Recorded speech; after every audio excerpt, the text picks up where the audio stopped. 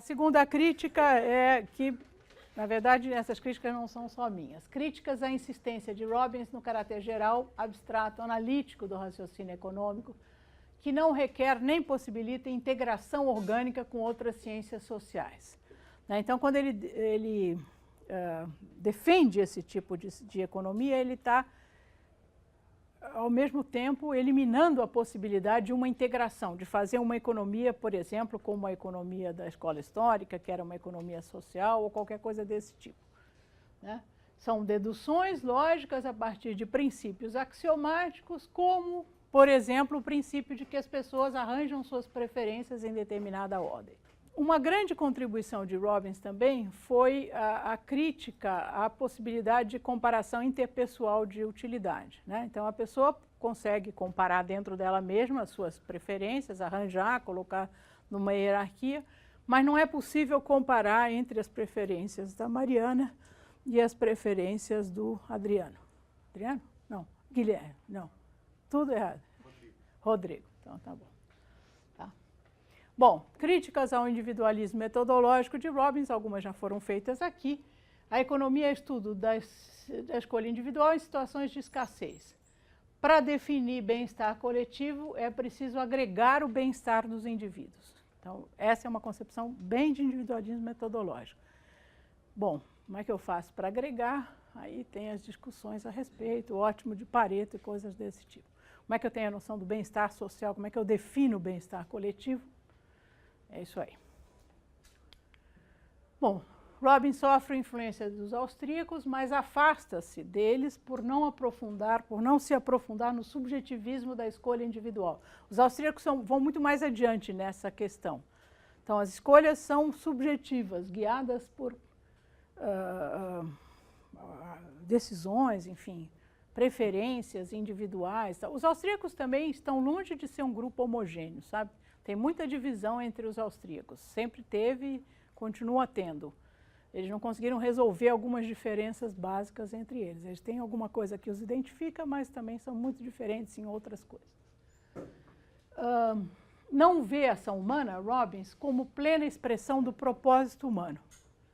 Nesse sentido, os austríacos vão muito mais adiante. Quer dizer, a ação é expressão de um propósito. Ela pode ser não é tão simples falar isso, mas de qualquer forma a ação sempre expressa um certo propósito, mesmo que seja o propósito de submeter à vontade alheia. Bom, uma questão que eu acho que permanece nessas considerações finais é a seguinte: bom, e quando não há escolha, no sentido de escolha instrumental, quer dizer, eu tenho certas necessidades e eu busco atingi-las por aqueles recursos escassos. Há muitas situações humanas em que não há escolha possível, né? Então, então não tem economia nesse caso? Como é que fica essa definição? Mais ou menos por aí. Um exemplo? Um exemplo, situações de ditadura, por exemplo. As pessoas não podem escolher. Tá? Então não é economia de mercado, então não tem economia. Se você radicalizar, é por aí. Mas tem muitas ações que as pessoas na verdade, elas não têm as capacidades. Eu estou pensando aqui como a Amartya Sen, você deve saber o que é. Elas não têm os functionings, as capabilities necessárias para poder fazer escolhas. Nós vamos começar agora a falar sobre a última visão do escopo e método da economia política, que é a visão defendida, entre outros, pelo Milton Friedman. Talvez esse seja o texto mais importante desse curso, no sentido de que, bom, e por isso eu vou alocar mais tempo para esse curso, para esse texto. Esse texto do Milton Friedman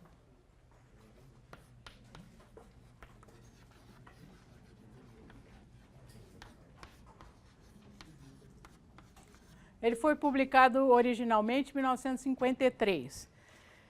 Na verdade, ele começou a ser escrito, para vocês verem como um economista acadêmico sofre, em 1947 ou 48. Ele escreveu várias versões e submetia, por exemplo, a um que ele submetia ao seu colega e professor da Universidade de Chicago, que era o Stigler, George Stigler.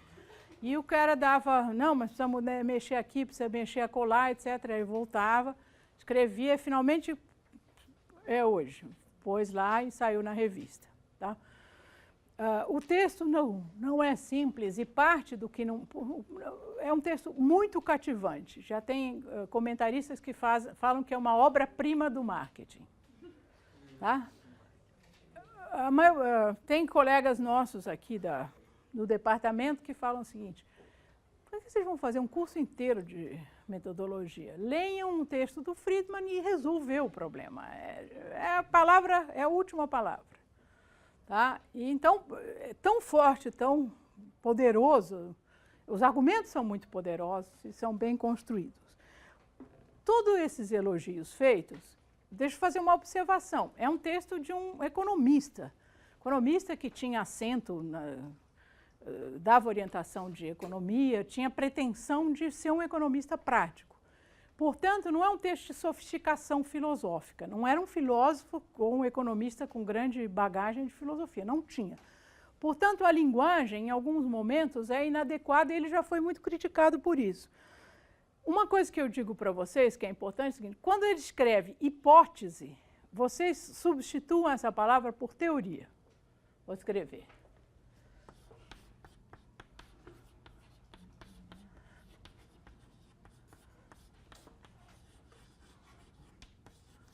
Façam essa substituição, tá? Que, vamos dizer, em 80 e poucos % dos casos vai dar certo. Vocês vão entender muito melhor quando lerem como teoria. Em alguns não vai dar. Por quê? Como vocês vão ver, e já devem estar vendo, o Friedman considera que as teorias têm, na verdade, o estatuto de hipóteses. É uma coisa parecida, tem pedaços que ele lembra o Popper, em que ele diz o seguinte: as teorias não são definitivas, não encerram toda a verdade, elas estão aí para ser testadas. Né? Elas têm que avançar, elas podem ser rebatidas, podem ser contrariadas, portanto, na verdade, elas são hipóteses. Tá? Então, maior parte do tempo, leiam, substituam as palavras. De vez em quando vai ficar meio esquisito substituir, aí vocês voltam com hipótese. Então, não é um texto sofisticado do ponto de vista da linguagem filosófica, vamos dizer, porque o Friedman estava escrevendo para os economistas práticos. Ele nunca foi muito sofisticado, assim, nunca teve muita... Bom, vou dizer isso cá entre nós.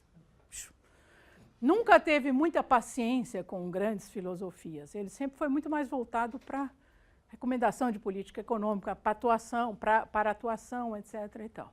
Então, ele está escrevendo para economistas práticos. Ainda que ele tivesse todo o conhecimento de filosofia do mundo, se ele usasse esse conhecimento, ninguém ia entender. Então, ele resolveu ser mais simples. Tá?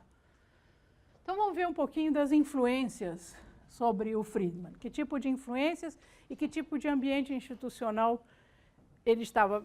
Em que tipo de ambiente institucional ele estava vivendo quando escreveu esse texto. Então,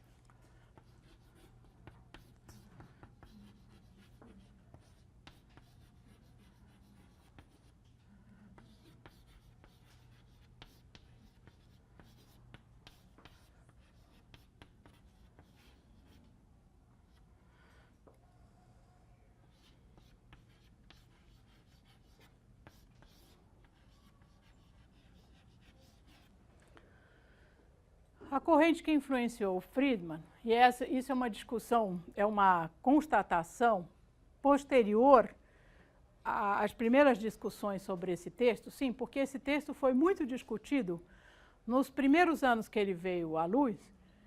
Nos 10 primeiros anos, um monte de gente se manifestou a respeito, né? Economistas se manifestaram a respeito, em geral criticando o texto. Né?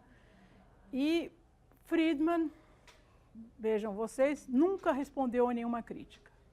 Aquilo estava dado, ele não voltou àquilo, entende? que é uma coisa interessante. Mas até hoje, de vez em quando, tem um aluno que fala assim, eu queria fazer uma análise do texto do Friedman. Eu falei, penso, mais uma. Será que vai conseguir falar alguma novidade? Penso por aí. Mas, enfim, teve várias críticas, quase todas críticas negativas, mas houve algumas defesas do texto. E aí ficou se discutindo qual a influência. Hoje em dia se acha que a grande influência, do ponto de vista da filosofia, é de uma corrente de filosofia que se chama pragmatismo e que se desenvolveu nos Estados Unidos. Bom, alguém já soube que nos Estados Unidos teve uma filosofia? Porque quando a gente pensa em filosofia, em quem que vocês pensam? Além dos orientais, vai. Grécia, que mais? Alemanha, França. Geralmente uma surpresa para as pessoas é saber que existe uma filosofia, uma corrente filosófica, e esses são todos americanos. Eles criaram um clube que chamava Clube Metafísico. Metafísico, então, nos Estados Unidos, metafísica. Porque não combina, entende? O que a gente pensa na American Way of Life, na cultura, não combina com filosofia. É uma coisa mais prática, muito menos com metafísica. Uma coisa mais, bom, mas é uma filosofia prática, exatamente. E talvez o único que fosse ser mais, são bem interessantes. E o único que talvez fosse ser conhecido de vocês é esse Dewey, porque ele é criador do sistema de catalogação das bibliotecas. O sistema de 300, né, é o sistema Dewey, tá? Porque foi ele que fez. Bom, então vamos lá ver um pouquinho o que é esse pragmatismo norte-americano.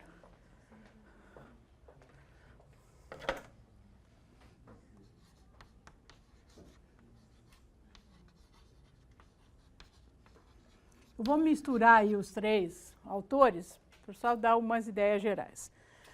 O significado para esses autores, o significado de uma ação, é dado pelos seus efeitos práticos. Efeitos práticos.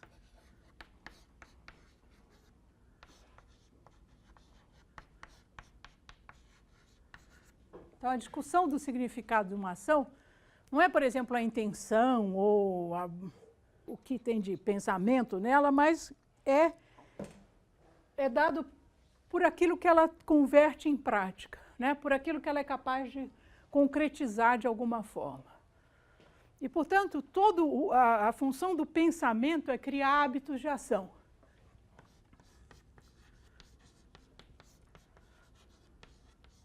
Daí seja por que pragmatismo, né? Porque está muito ligado à prática, realmente, né? Então, pensamento e prática, né? A verdade, a definição de verdade é a utilidade.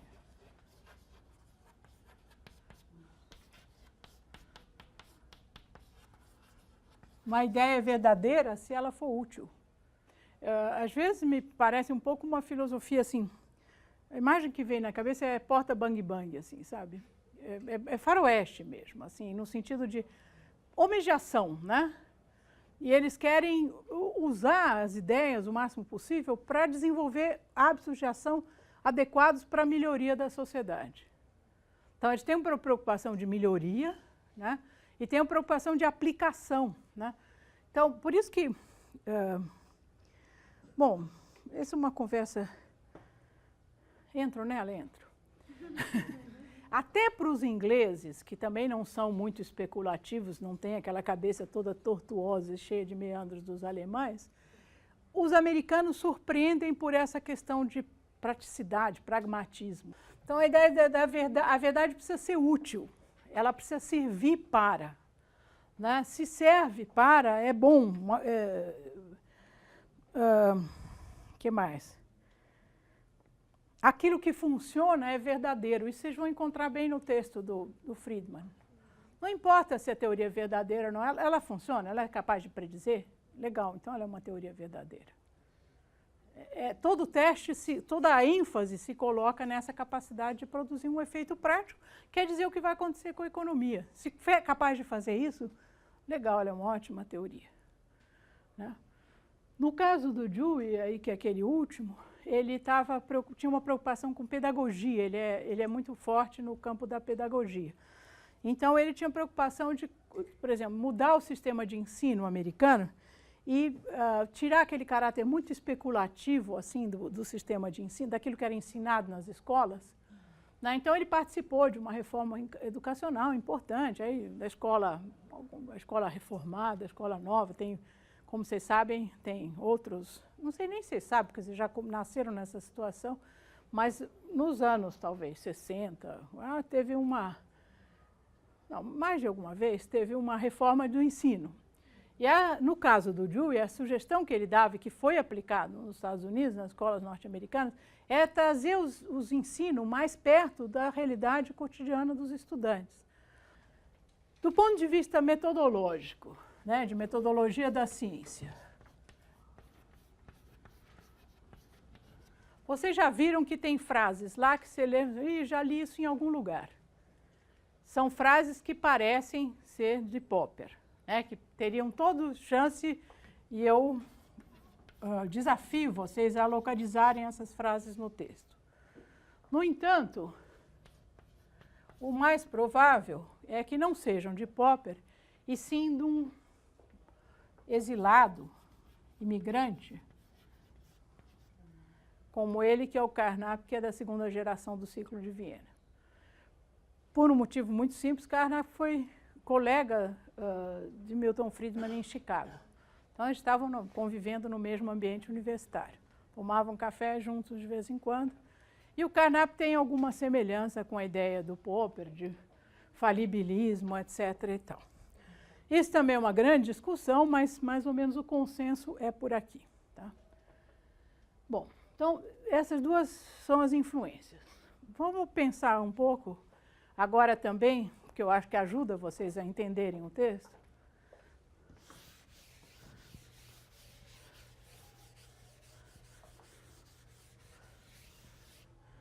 Vamos chamar aqui dos desafetos intelectuais. Os adversários intelectuais aqui. Com quem ele está discutindo? Quem ele está que argumentos ele está rebatendo? De quem? Né? E aqui tem tem vários, ele está debatendo com muita gente, né? Está discutindo com muita gente. Mas um grupo que ele está discutindo é o grupo da John Robinson,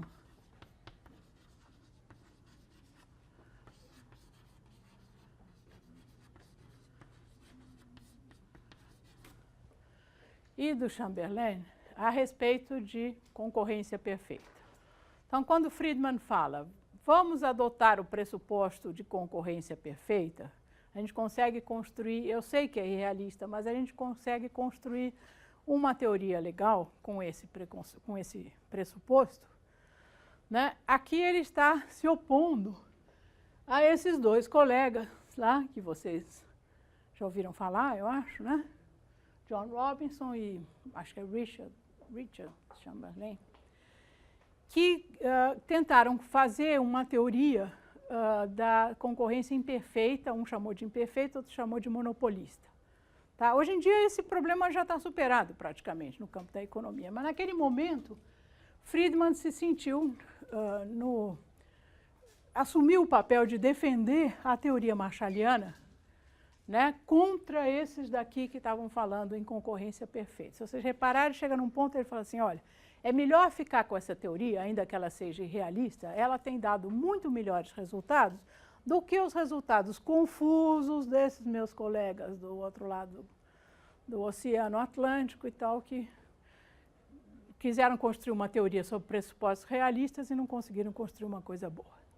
Tá? Então, esse daqui é um grupo. O outro grupo é um indivíduo, outro grupo não, tem mais, mas o representante desse grupo é um indivíduo chamado Lester, Richard Lester. Esse indivíduo começou a criticar a teoria convencional, a teoria ortodoxa, por excesso de abstração. Né? E disse, não, nós precisamos mais fundamento empírico, estamos se falando sobre firmas que não existem. Então, ele fez uma pesquisa imensa sobre empresas de fato, né? E nessa pesquisa, ele e o seu grupo perguntaram, por exemplo, como é que o empresário tomava decisão. Então, é a história, tem uma caixa...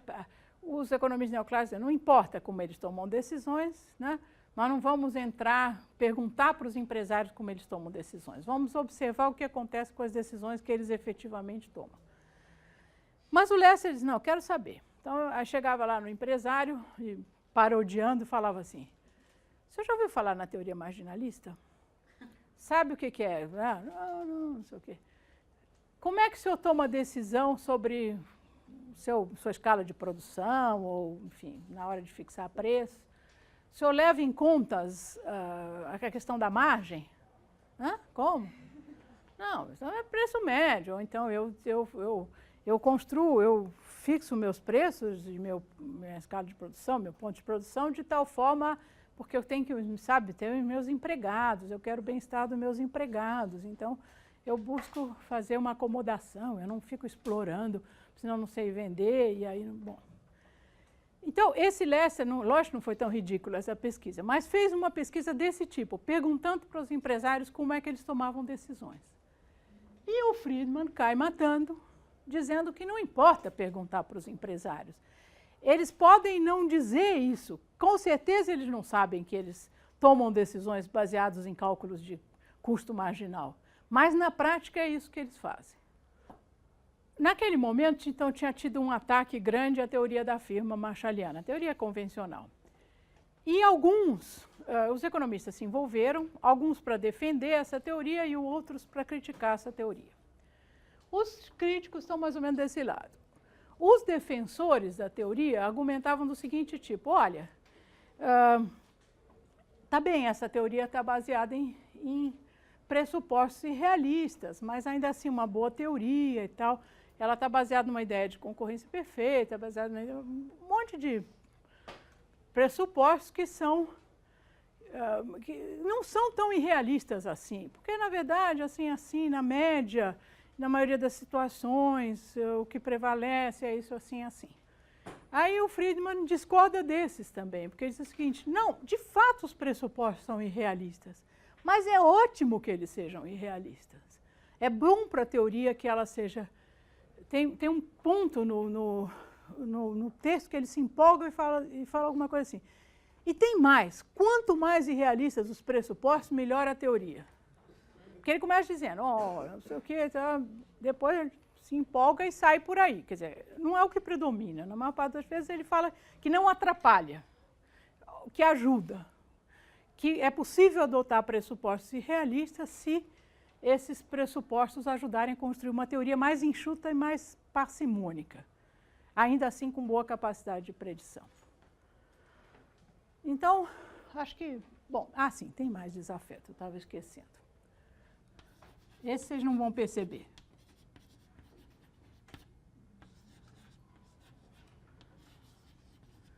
Tinha um grupo que se estabeleceu na Universidade de Chicago, chamado Comissão Coase, sei lá como é que eu pronuncio isso. Talvez você já tenha ouvido falar, porque grandes desenvolvimentos da econometria foram por causa dessa comissão aqui. Começaram a trabalhar com modelos de equilíbrio geral e tal, isso nos anos 50, 40, 50. E o grupo e Friedman imediatamente começaram a se estranhar ali. E, curiosamente, o Friedman, antes de escrever esse texto, tinha escrito o livro mais importante dele, que é História Monetária dos Estados Unidos, com a Anna Schwartz, em que ele fez uma super reconstituição histórica, uma super investigação empírica, portanto, histórica, da história do monetário dos Estados Unidos, fala sobre as ferrovias, vocês já devem ter ouvido falar. Portanto, ele era um cara muito preocupado com a base empírica das teorias econômicas, né? com a fundamentação empírica daquilo que ele pregava na teoria. E essa comissão Coase começou a dizer que o Friedman representava um tipo de ciência econômica que já estava fora de moda, que era medida sem teoria. Muita medida, muita estatística, mas não tinha teoria por trás. Então, foi uma outra polêmica que o texto... Aí não dá para perceber no texto, mas engraçado o seguinte, porque às vezes o pessoal lê esse texto e fala assim, o Friedman é defensor da economia mais formalizada, modelos totalmente abstratos, né, que ficam lá no céu dos modelos e não tem nada, não se misturam com a realidade empírica. Não é verdade isso. Ele tinha muita preocupação em ter uma sustentação empírica para as coisas que ele falava, e comparado com a comissão Coase, que foi medir, que foi construir esses modelos cheios de equações, né, simultâneas de equilíbrio geral, ele muito mais, vamos dizer, muito mais voltado para a investigação empírica. Essa é uma outra discussão, mas é claro que vocês não vão ter condições de perceber tudo isso no texto. Depois do seminário a gente vai voltar um pouco para as coisas, mas eu gostaria que vocês tivessem isso em conta quando vocês lessem o texto e relessem, porque não dá nem para seminário, não dá para entender só com uma leiturinha mais ou menos, meia boca.